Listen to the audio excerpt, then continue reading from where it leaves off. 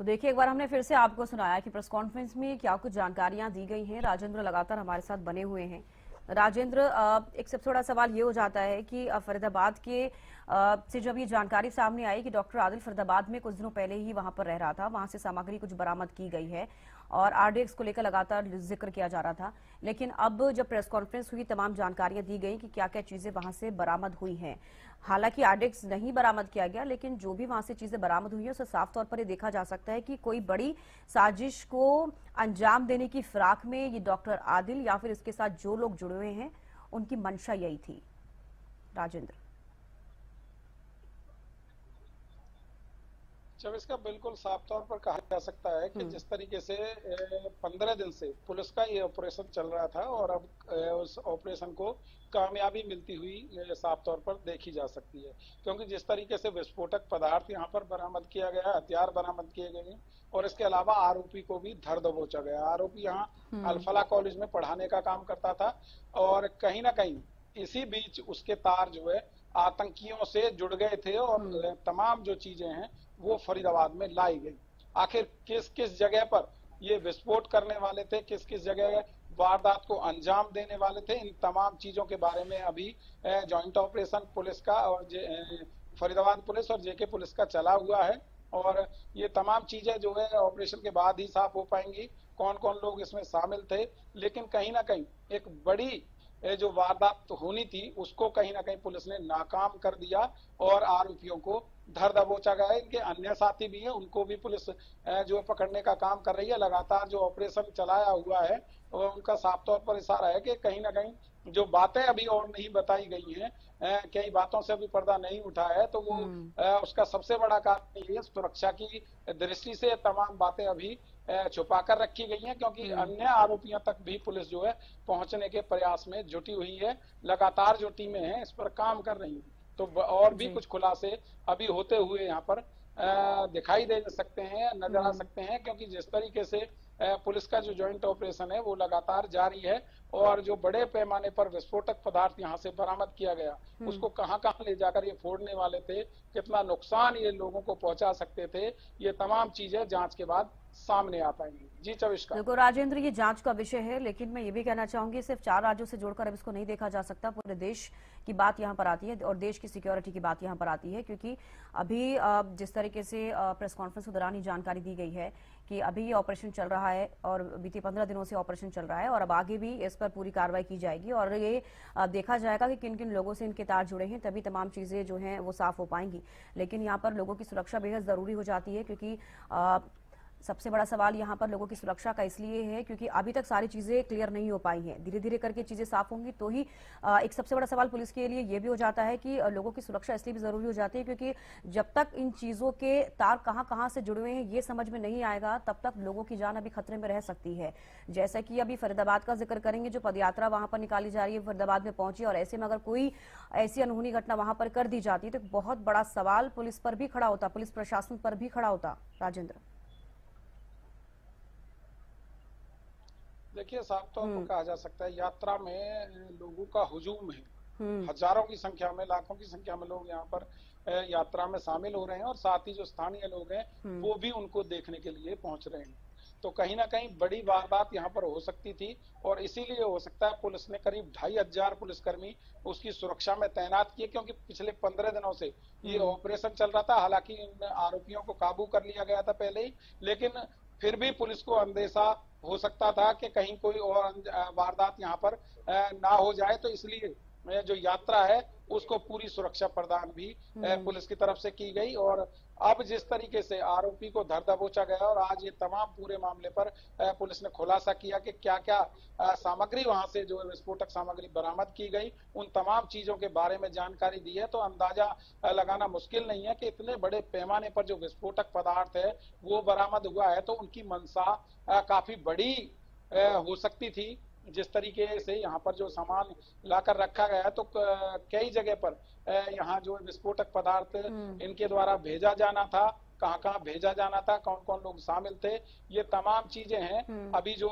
सामने आनी है। तो इसको लेकर अभी पुलिस की तरफ से जांच की गई है। कुछ भी कहना अभी जल्दबाजी होगी। तो लगातार जिस तरीके से पुलिस का जो जॉइंट ऑपरेशन है वो अभी भी जारी है और बड़ी वारदातों की बात करें तो पूरा दिल्ली एनसीआर क्षेत्र ये आता है, फरीदाबाद से लगता हुआ।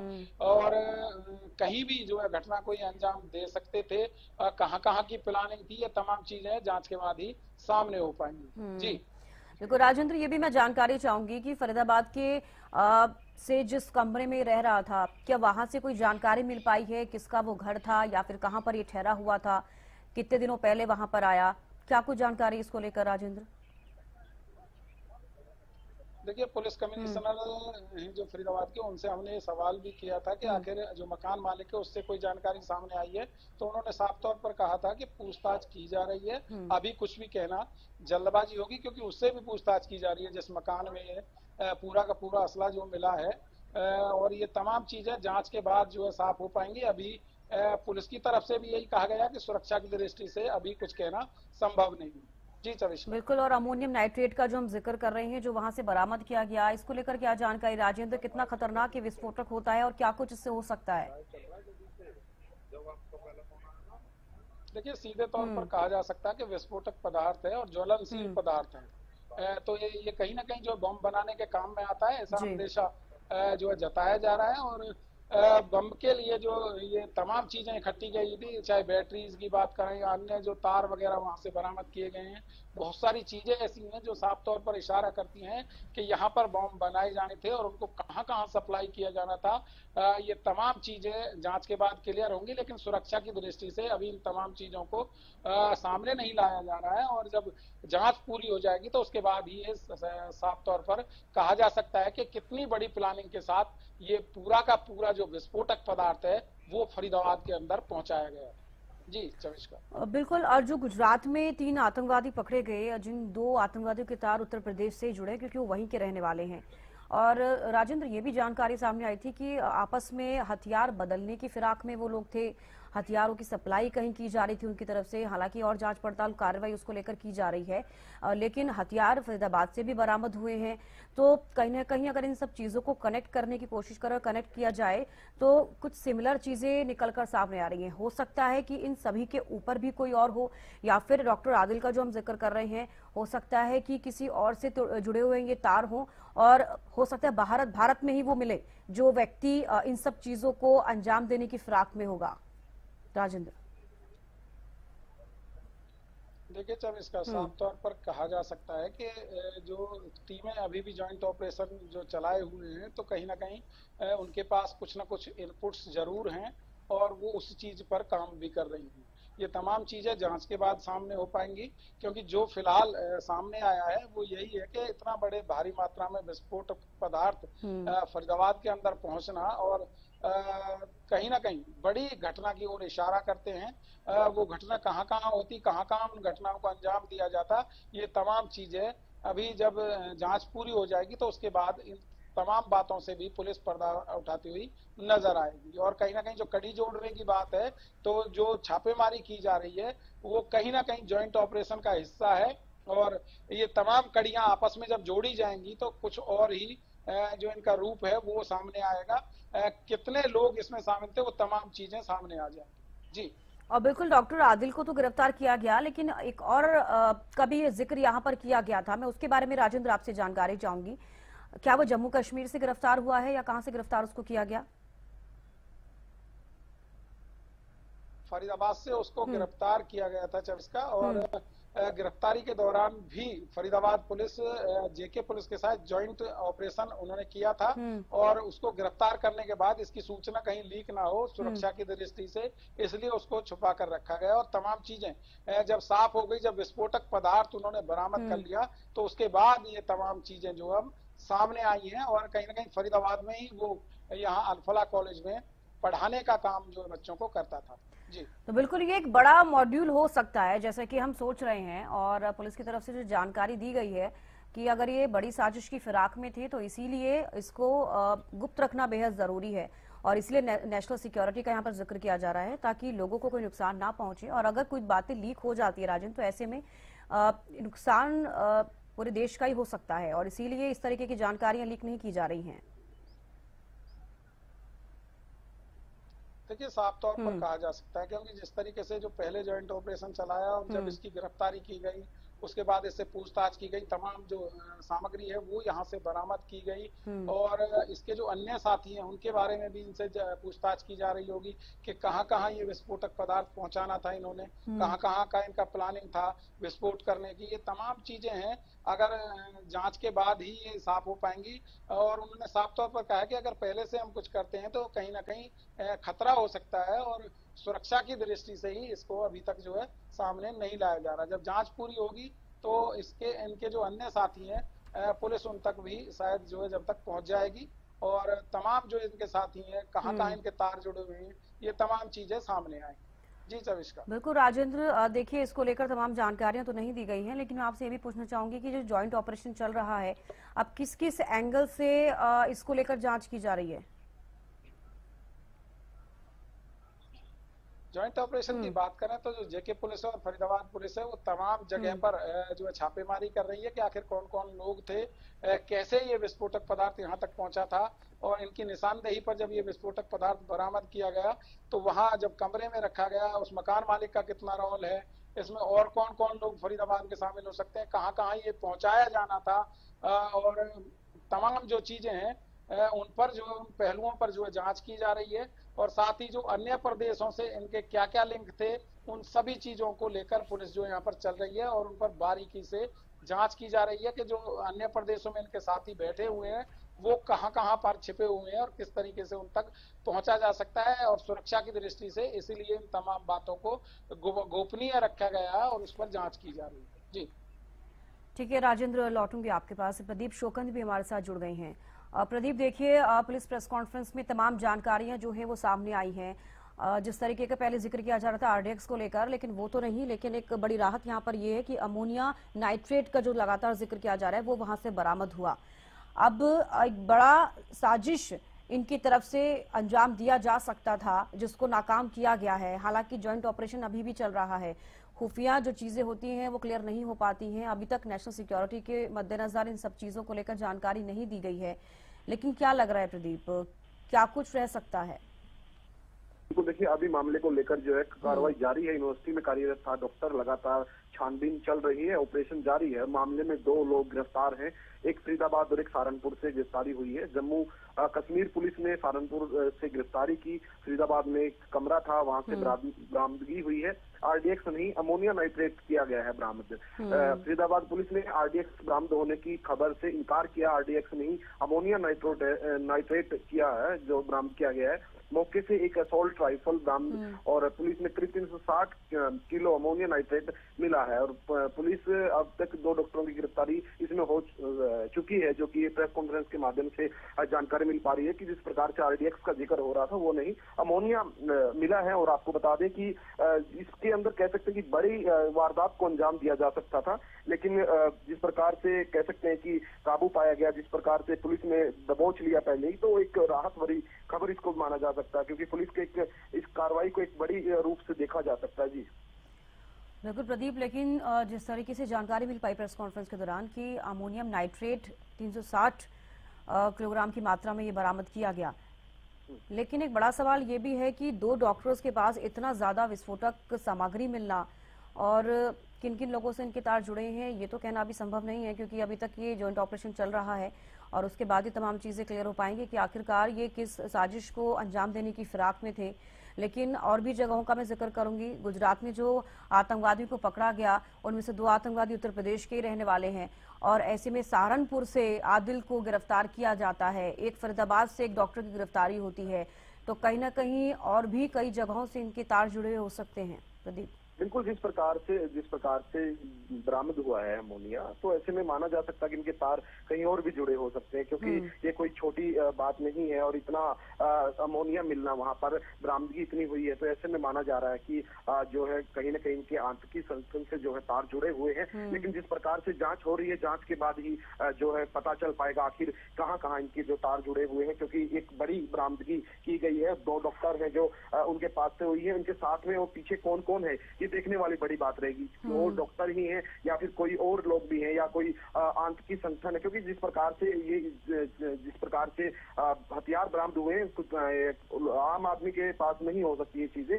किसी आतंकी संगठन से इनके तार जुड़े हुए हैं, लेकिन इन्वेस्टिगेशन होगी उसके बाद ही कंफर्म कर पाएंगे कि क्या कुछ जो हो पाया है। जी बिल्कुल, जिस तरीके की जानकारी मिल पाई डॉक्टर आदिल को लेकर कि वो यूनिवर्सिटी में पढ़ाते थे और जो दूसरा डॉक्टर पकड़ा गया है उसको लेकर कोई जानकारी मिल पाई प्रदीप?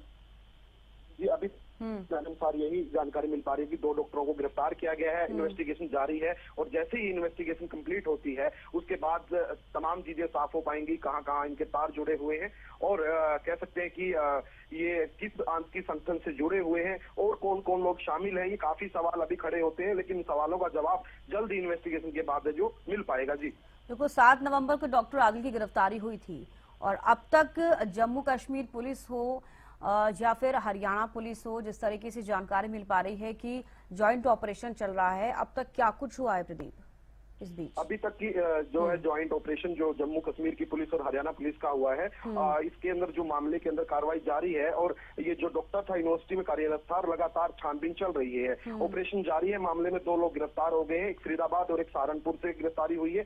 जम्मू कश्मीर पुलिस ने सहारनपुर से गिरफ्तारी की है, फरीदाबाद में एक कमरा था वहां से बरामदगी हुई है। RDX नहीं अमोनिया नाइट्रेट बरामद किया गया है, क्योंकि जिस प्रकार से सुबह से बताया जा रहा था कि RDX जो बरामद किया गया, लेकिन RDX नहीं अमोनिया बरामद किया गया है और कह सकते हैं कि मौके पर एक असॉल्ट राइफल बरामद हुई है। पुलिस करीब 360 किलो अमोनिया नाइट्रेट मिला है और कई हथियार जो है वो भी वहां से बरामदगी हुई है। तो ऐसे में माना जा सकता है कि इनके तार कहीं बड़ी आतंक से कह सकते हैं कि संगठन से जुड़े हुए हैं और इसका भांडाफोड़ हुआ है, तो इससे कोई बड़ी वारदात भी हो सकती थी, उसको अंजाम दिया जा सकता था। लेकिन जिस प्रकार से रोकने की कोशिश की गई और पुलिस सफल रही, तो ऐसे कह सकते हैं कि एक बड़ी वारदात जो है होने से बच गई है। जी तो क्या इसमें यूपी पुलिस का भी कोई रोल नजर आ रहा है प्रदीप? अगर हम 2 राज्यों का जिक्र कर रहे हैं तो क्या उत्तर प्रदेश से भी कुछ ऐसी, चाहे वो STF हो, क्या कुछ जानकारी? जी बिल्कुल, देखिए क्योंकि जिस प्रकार से ज्वाइंट ऑपरेशन इसको माना जा रहा है, जिस प्रकार से फरीदाबाद के आसपास में जितने भी इलाके लगते हैं, अलग अलग सीमाएं जो लग रही हैं, तो ऐसे में जिस प्रकार से जम्मू कश्मीर की पुलिस का भी साथ रहा, हरियाणा पुलिस का भी साथ रहा, वैसे गुजरात की भी जो खबरें मिल पा रही हैं वहां से भी तो माना जा रहा है कि सभी पुलिस स्टेशनों में कहीं न कहीं कह सकते हैं कि ज्वाइंट ऑपरेशन ये जारी था और जिसकी कह सकते हैं कि सफलता जिसकी वजह से मिली है। जी बिल्कुल, लेकिन प्रदीप बेहद मुश्किल हो जाता है इस तरीके से जब चीजें निकलकर सामने आती हैं। जैश ए मोहम्मद के नाम के समर्थन में पोस्टर लगाना डॉक्टर आदिल की तरफ से जम्मू कश्मीर में, और उसके बाद उसको ढूंढना और सर्च ऑपरेशन के बाद उसे पकड़ना, और उसके बाद जब सामने चीजें आती हैं तो देखो किस तरीके से चीजें निकलकर सामने आई है कि फरीदाबाद में वो पहुंचा, वहां पर एक किराए का कमरा लिया जहां पर इतने सारे विस्फोटक सामग्री बरामद की गई है, 360 किलो अमोनियम नाइट्रेट बरामद किया गया है, असॉल्ट राइफल्स बरामद की गई हैं। एक बड़ा सवाल यहाँ पर यही खड़ा होता है कि कोई ना कोई बड़ी साजिश को अंजाम देने की फिराक में ही डॉक्टर आदिल और जो दूसरा डॉक्टर मिला है, कहीं ना कहीं यही समझा जा सकता है इससे। बिल्कुल, देखिए जिस प्रकार से राइफल मिलना, AK-47 मिलना, इतने हथियार मिलने, करीब 360 किलो अमोनिया नाइट्रेट मिला, तो कहीं ना कहीं इसमें कोई अतिशयोक्ति नहीं है, क्योंकि कोई भी किसी भी वारदात को अंजाम देने की तैयारी वहां पर थी। क्योंकि जिस प्रकार से फरीदाबाद के अंदर वो रूम लेते हैं और वहां पर इतनी भारी मात्रा में जो है अमोनिया नाइट्रेट वहां पर मिलता है और वहां पर हथियार वहां पर रखते हैं, तो उसमें कोई अतिशयोक्ति नहीं है कि किसी बड़ी वारदात को अंजाम देने की तैयारी थी। और कह सकते हैं कि पुलिस के जो ज्वाइंट ऑपरेशन चल रहे थे, पुलिस जो लगातार छानबीन कर रही थी और उसके अंदर सभी पुलिस का कह सकते हैं कि सहयोग भी रहा, हरियाणा पुलिस का, जम्मू एंड कश्मीर की पुलिस का भी, और जिस प्रकार से छापेमारी करने की कोशिश की गई और गिरफ्तारी की गई, तो ऐसे में बिल्कुल क्लियर है कि कहीं ना कहीं बड़ी जो वारदात होनी थी, जिस बड़ी वारदात को अंजाम दिया जाना था, उसको रोकने में पुलिस जो है सक्षम रही है। और कह सकते हैं कि इसके अंदर कहां कहां किस किस के साथ तार जुड़े हुए हैं, इन्वेस्टिगेशन का हिस्सा है, इन्वेस्टिगेशन जारी है पुलिस द्वारा। जैसे ही मामले को लेकर इन्वेस्टिगेशन कंप्लीट हो जाएगी तो ये भी साफ हो पाएगा कि किस आतंकी संगठन से इनके तार जुड़े हुए हैं और कहां से ये इतना कह सकते हैं अमोनिया लेकर आए और किस व्हीकल से ये इन तक पहुंचा और हथियार कहां से आए। तमाम सवाल खड़े हैं अभी इन्वेस्टिगेशन का हिस्सा। जैसे इन्वेस्टिगेशन कंप्लीट होती है तमाम सवालों के जवाब भी मिल जाएंगे और पता भी चल जाएगा कि आखिर किस वारदात को अंजाम देने की तैयारी की जा रही थी और किस आतंकी संगठन से ये जो है जुड़े हुए थे। जी बिल्कुल प्रदीप, अगर हरियाणा के लिहाज से खासतौर पर मैं बात करूं सिक्योरिटी को लेकर, तो किस तरीके की सिक्योरिटी अब की गई है, क्योंकि लोगों की सुरक्षा भी बेहद जरूरी हो जाता है ऐसे में? बिल्कुल, देखिए पुलिस प्रशासन द्वारा सिक्योरिटी लगातार जो है जारी है और कह सकते हैं पुख्ता प्रबंध सिक्योरिटी के किए गए हैं और ऐसे में कह सकते हैं कि पुलिस की ही सूझबूझ से ही इस कदम को जो है रोका गया है। इतना बड़ा कदम जो उठाया जा सकता था उसको रोकने के लिए ज्वाइंट ऑपरेशन कह सकते हैं रहा, तो इसमें हरियाणा पुलिस और जम्मू एंड कश्मीर की पुलिस रही। तो ऐसे में जो जिस प्रकार से बरामद किया है अमोनिया और जिस प्रकार से गिरफ्तारी हुई है डॉक्टरों की, ये बड़ी बात है और कह सकते हैं कि एक बड़ी वारदात को अंजाम दिया जा सकता था जिसको रोका गया है। जी और बिल्कुल प्रदीप, न केवल सिर्फ फरीदाबाद में पूरे देश में इसको लेकर हलचल मची हुई है। जब 7 नवंबर को डॉक्टर आदिल को गिरफ्तार किया गया था उस वक्त ये चीजें इतनी हाईलाइटेड नहीं थी। आपको रोकना चाहूंगी, इस बीच बड़ी खबर, फरीदाबाद में बड़ी आतंकी साजिश नाकाम। फरीदाबाद में 360 किलोग्राम संभावित अमोनियम नाइट्रेट बरामद। जम्मू कश्मीर पुलिस ने असॉल्ट राइफल्स और अन्य गोला बारूद बरामद किया है। गांव फतेहपुर तागा में हरियाणा पुलिस का तलाशी अभियान जारी है। फरीदाबाद में बड़ी आतंकी साजिश नाकाम हो गई है। इस वक्त की बड़ी खबर आपको बता दें, फरीदाबाद में 360 किलोग्राम संभावित अमोनियम नाइट्रेट बरामद किया गया। जम्मू कश्मीर पुलिस ने असॉल्ट राइफल और अन्य गोला बारूद बरामद किए। गांव फतेहपुर तागा में हरियाणा पुलिस का तलाशी अभियान जारी है। फरीदाबाद में बड़ी आतंकी साजिश को नाकाम कर दिया गया है। इस वक्त की बड़ी खबर आपको बता रही है, फरीदाबाद में 360 किलो संभावित अमोनियम नाइट्रेट बरामद किया गया और असॉल्ट राइफल्स बरामद की गई हैं। अन्य गोला बारूद बरामद किया गया। गांव फतेहपुर तागा में हरियाणा पुलिस का तलाशी अभियान जारी है। नेशनल सिक्योरिटी को ध्यान में रखते हुए तमाम चीजों की जानकारी प्रेस कॉन्फ्रेंस के दौरान नहीं दी गई, लेकिन उस फरीदाबाद के उस कमरे से क्या कुछ बरामद हुआ है ये जरूर जानकारी दी गई है।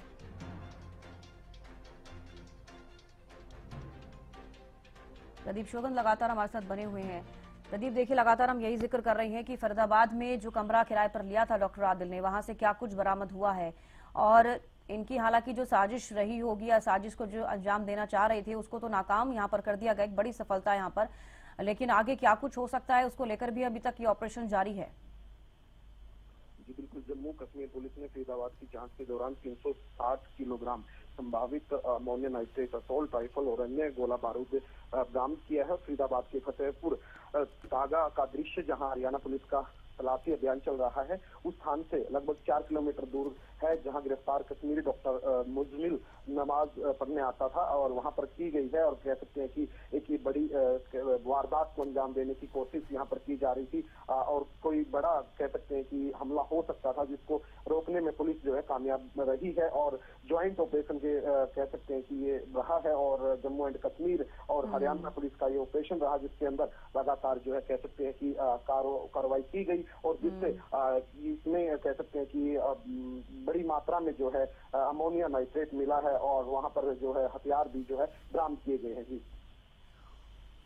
बिल्कुल प्रदीप, फिलहाल तो जो जानकारी मिल पा रही है वो इनफ तो नहीं कही जा सकती, लेकिन अभी ये ऑपरेशन जारी है और आगे जब ये ऑपरेशन कंप्लीट होगा, जो जॉइंट ऑपरेशन जम्मू कश्मीर और हरियाणा की पुलिस का चल रहा है, उसके बाद तमाम सवाल साफ हो पाएंगे। हालांकि ये उम्मीद जरूर की जाएगी कि अगर इनकी तरफ से कोई और साजिश को अंजाम दिया जाना है तो उसको जरूर नाकाम किया जाए पुलिस की तरफ से। और किन किन लोगों से इनके तार जुड़े हैं इस पर सवाल खड़े हो रहे हैं कि फरीदाबाद में हो सकता है कि और भी कई ऐसी जगह हो जहां पर इस तरीके से जो विस्फोटक सामग्री है वो रखी गई हो। तो अभी कुछ कहना तो संभव नहीं है, हालांकि पुलिस की तरफ से जब तक सारी चीजें क्लियर नहीं हो पाती अभी तक संशय में रहा जा सकता है। प्रदीप, आमदगी हुई है और हथियार मिले हैं, इसमें कोई अतिशयोक्ति नहीं है। कह सकते हैं कि बिल्कुल कोई बड़ी वारदात को अंजाम देने की तैयारी थी और इनके जो है तार कहीं न कहीं आतंकी संगठनों से जुड़े हुए हैं, तभी इस प्रकार की जो बरामदगी हुई है, अमोनिया है या फिर हथियार है, क्योंकि और बड़ी वारदात को अंजाम देने की यहाँ पर तैयारी हो रही थी। और देखा जाए तो बड़ी वारदात होने से रोकने में पुलिस भी सक्षम रही है। जिस प्रकार से ज्वाइंट ऑपरेशन चल रहा था, चाहे हरियाणा पुलिस का कहें या फिर जम्मू एंड कश्मीर पुलिस का कहें, तो ये एक ज्वाइंट ऑपरेशन रहा और जिसके अंदर हरियाणा पुलिस ने भी अपना दमखम दिखाया और जिस प्रकार से कामयाबी मिली है, एक बड़ी कामयाबी, कोई बड़ी वारदात को अंजाम देने की जो है कह सकते हैं कि साजिश चल रही थी जिसको नाकाम करने में पुलिस सक्षम रही है। जी बिल्कुल, चलिए बेहद शुक्रिया प्रदीप जुड़ने के लिए और तमाम जानकारी देने के लिए।